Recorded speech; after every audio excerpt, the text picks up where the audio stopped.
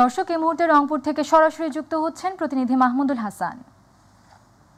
মাহমুদুল, জুলাই গণ অভ্যুত্থানের প্রথম শহীদ আবু সাইদের প্রথম মৃত্যুবার্ষিকী ঘিরে তার সমাধিতে শ্রদ্ধা জানানোর বিষয়ে আর কি তথ্য আছে আপনার কাছে আমাদের জানাবেন।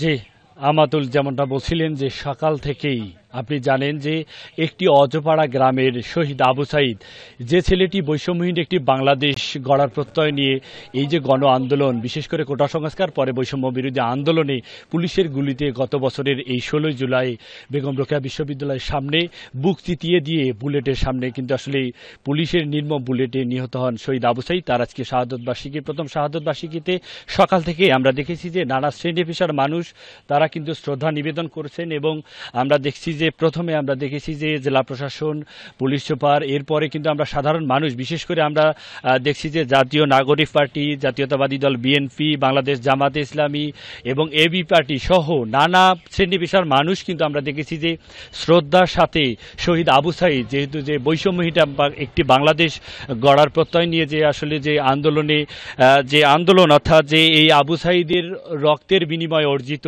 যে আজকে দ্বিতীয় স্বাধীনতা যেটিকে বলছে, সেই দ্বিতীয় স্বাধীনতার স্বাদ কিন্তু বাংলাদেশের মানুষ পেয়েছে। সেই বীরের কবর জিয়ারত করছেন, নানাভাবে শ্রদ্ধার সাথে স্মরণ করছেন।